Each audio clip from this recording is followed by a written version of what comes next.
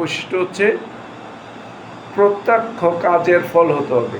প্রত্যক্ষ কাজ না হলে এটা টর্টের মধ্যে পড়বে না। এমন অনেক আইনে আমরা পাবো, সবগুলি প্রায় ব্যতিক্রম ছাড়া সব ক্ষেত্রেই টর্ট হচ্ছে প্রত্যক্ষ কাজের ফল। আচ্ছা, কেন? প্রত্যক্ষ কাজ যদি না হয় তার জন্য এটা অন্যকে দায়ী করা যাবে কিনা? টর্ট বলছে যে না, প্রত্যক্ষ যদি কাজ না হয় তার জন্য অন্যকে দায়ী করা যাবে না।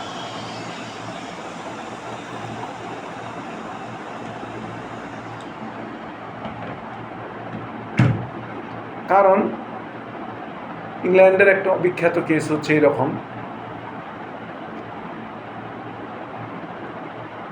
মার্গারেট একজন মহিলা, আমি রূপকথ নাম ব্যবহার করতেছি। মার্গারেট একটা মহিলা, সে তার বাচ্চা আলেকজান্ডারকে নিয়ে রাস্তা পার হচ্ছিল 1900 সালের শেষের দিকে, মানে 19বিংশ শতাব্দীর শেষের দিকে, মানে 1800 সালের শেষের দিকে। তখন ইংল্যান্ডে ঘোড়ার প্রচলন ছিল। তো ঘোড়া দ্রুত গতিতে যাচ্ছে, মার্গারেট তার বাচ্চাকে এক ঝটকায় এক সাইডে নিয়ে এসে পড়েন। ঘোড়াটা একটু দূর দিয়ে চলে যায়, তার বাচ্চাটা ঘোড়ার গাড়ির চাকার সাথে লেগেও লাগে না, কারণ মার্গারেট তার বাচ্চাকে নিয়ে হেঁটে যাচ্ছিল। ঘটনা শেষ। মহিলার কি বলতে পারবেন এই মর্মে কিন্তু কিছু বলা সাধারণত বইতে আমরা দেখতে পাইনি। অপর পাশে আরেকজন মহিলা ছিল, উনি এটা দেখেছেন।